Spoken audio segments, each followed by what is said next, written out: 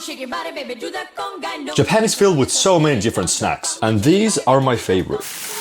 To be clear, these are not the best snacks. These are not the tastiest snacks. These are not the most unique tasting snacks even. These are just snacks that I consume on a daily basis, and I haven't gotten sick of them yet. Like for example, one of my favorite snacks, well, when I came here, which, okay, maybe it isn't a snack and it's just straight up food, is the tuna mayo nigiri. And after 2 months, I am still not tired of it, even though I eat it pretty much every day, or at least every other day. But the one, or I guess two things that I have gotten sick of during my stay is the bread and the whipped cream. Or I guess the combination of it. Because while I've previously mentioned that Japan does whipped cream incredibly well, I feel like there's like one key ingredient there which has really been throwing me off. The bread here is very soft, in like a good and a bad way. When I came here for tourism for like 2 weeks, I ate bread every day, like konbini breads and pastries and stuff. It was fantastic. And I kind of kept doing it while I was living here, but after the first month, it just doesn't feel the same.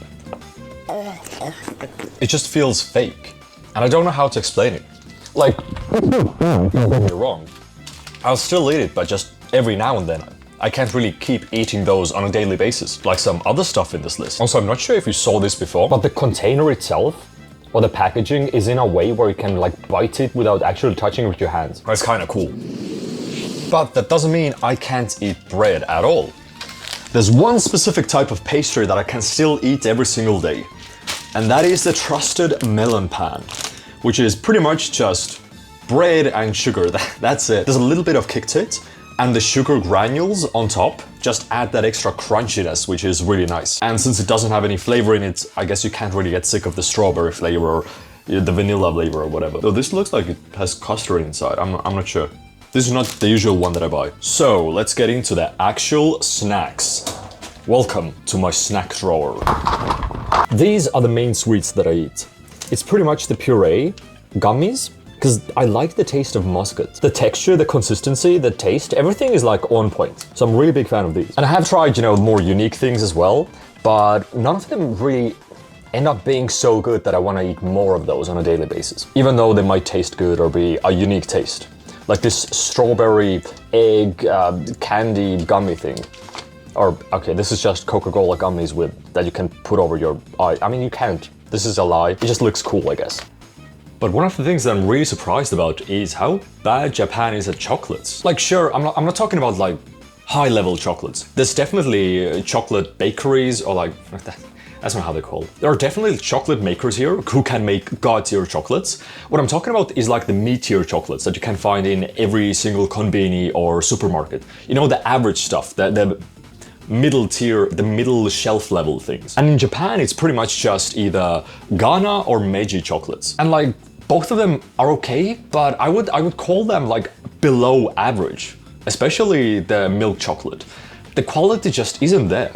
So the main chocolate that I've been eating here is just the Dar's white chocolate. The reason why I like this so much is because it's white chocolate, aka it doesn't have any cocoa in it. So technically this isn't even chocolate, it's just butter sugar. But yeah, even stuff like Choco Babies, which everybody gives as gifts and stuff, it's okay, but it's nothing mind-blowing. It's not even that good. It's just nice to eat because it's in a huge plastic packaging that you put on your hands like Tic Tacs, but I would say this is like a 4 out of 10 chocolate. It's like the Mr. Beast level first iteration of Feastables quality stuff. So if you do know any like supermarket chocolates that are good here, let me know in the comments. But I'm thinking of maybe even making like a chocolate test video, because I brought here the mid-tier Estonian chocolate as well. Like this is the most average chocolate you can find in Estonia. It's Kalev chocolate. And debatably my favorite chocolate of all time, Fazer, which is Finnish chocolate. So I'd be really curious to see what actual people think here. I definitely have my biases because from what I heard,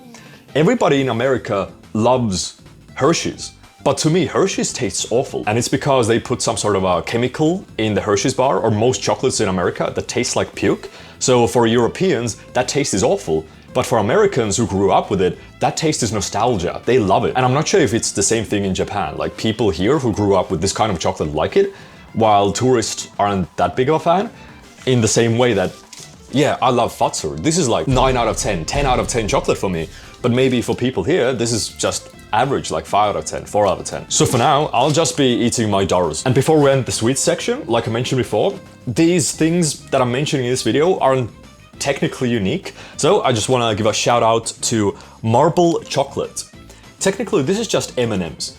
But in recent years, M&Ms also have tasted kind of weird to me. They had like this distinct smell, or it's weird. I don't like them that much. But this is pretty much literally M&Ms without the smell. These taste awesome. Literally nothing special, just M&Ms without the smell. But I love these. And with this, we can conclude the basic sweets list. So let's go into the savory snackies. These are my favorite chips. I feel like Japan makes one of the better pizza chips out there because they literally have like cheese bits on the chips itself. Though I wouldn't say any of the chips is technically my favorite. What is my favorite is cheese. You don't understand. I thought these were just crackers at first, but this is so much more. Like, look at these. They're like mini pieces of cheese as well. It's like a combination of 80% cheese, 20% cracker. But it's combined, not like on top of each other. It's blended perfectly. And I guess if we're already on the topic of cheese, well, Hokkaido cheese choco. Cocoa? This is actually one of the more unique things I've had here. And I've only found it in Don Kyoto this far. But this is literally what you think it is. It is a tiny little cheese slice, which is actually chocolate, but it's also cheese. And at first I honestly thought it was a meme, you know, it couldn't work. But somehow the chocolate blends well together with the cheese itself. Like it's mostly feels like white chocolate and then just a hint of cheese, or like a fistful of cheese in your mouth. And it's actually quite nice. Again, I have tried some other stuff as well, like this pepperoni slices or these things, but none of these are that interesting or things that I crave for. Unlike this one. We have gone through the sweet, we have gone through the savory, and now let's go through the healthy. Usually, in most convenies, you have this thing, which is a diced, sliced apple slices. It is really nice. I like to eat like 1 pack a day, maybe like 1 every other day, though it's not the most healthiest and it's just very sugary. I still eat like banana quite often, apple semi-often, and there's blueberries as well, which is nice to have every now and then. And I think expensive fruit prices might have been a thing in the past. Well, they still are, but they definitely are over-exaggerated a bit. Because yes, they're more expensive than in Europe or America. I think it's because of the yen, you know, falling, which has really helped with the prices of fruits here, but also the prices going up in the rest of the world that has kind of equalized things out a bit. So the most expensive thing here, 600 yen for these blueberries, which in Estonia might be maybe like 50 cents cheaper, if that. But I feel the quality at least looks better here. Bananas definitely more expensive here, but also by like 50 cents. I think the biggest difference are the apples out of all, you know, the average fruit that you tend to eat. Because even if you buy the cheapest ones, these are still add up to around 100 yen per apple, which is like 70 or 60 cents per apple, which is more than I'm used to, but it's not too bad. Just don't buy the expensive things. You can still find nice things everywhere. And let's quickly go over the drinks as well. I wouldn't say I'm much of a drinking person because I tend to either go for coffee or water. So soft drinks are really not my thing. But out of everything, Faiba Mini is one of the better options out there because it's a nice rhubarb drink, but also it has a ton of fiber in it, which means, you know, I don't really have pooping issues, but anytime I feel like, oh, it could have come out better, just pop one of those bad boys in and you're good to go. Other than that, in terms of soft drinks, you just have like the basic Sprite, Coca, Fanta, nothing too special. But in terms of alcohol, I have tried quite a few different things here.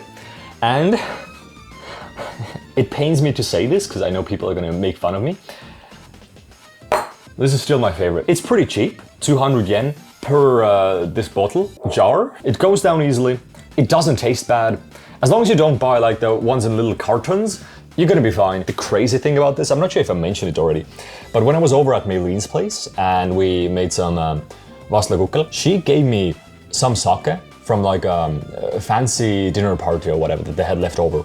And it was supposed to be top tier sake, and it might be my taste buds, but I would say it was on the same level as this. And to be clear, I don't think all sake tastes the same.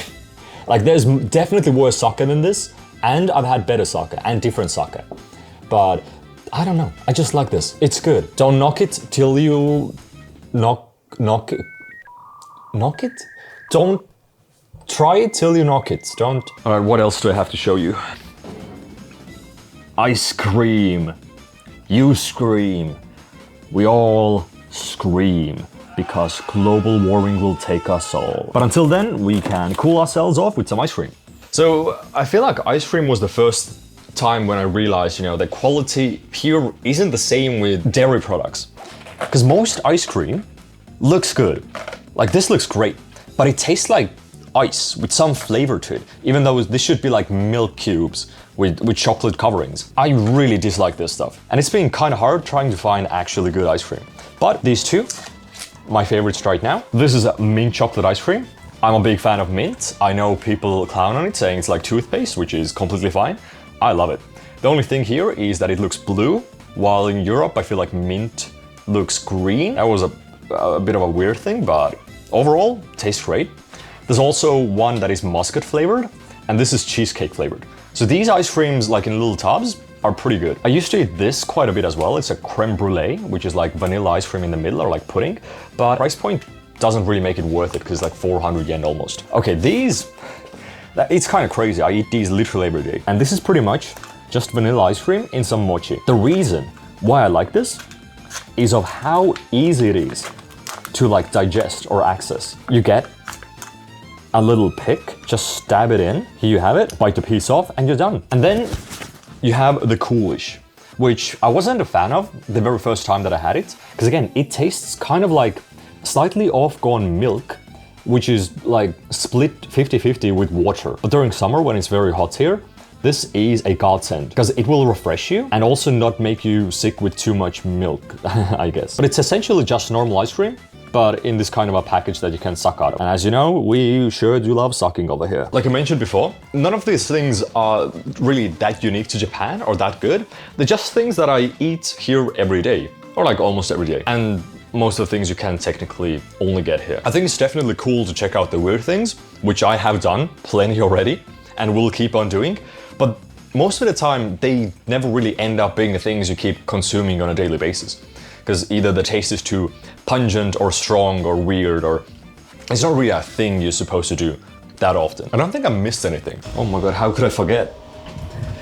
Coffee. These two are my favorite coffees. Convenies have other ones. I like the ones in cans as well. But I found that these cans just have like the right amount of liquid, so I wouldn't feel bad, and a pretty decent amount of caffeine to really get you going.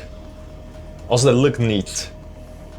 That's it for the coffee. Also want to do something a bit more laid back today, as yesterday went a bit nuts, you know. Didn't really want to do a 40-minute video, but you know, it is what it is. Also, I see your comments.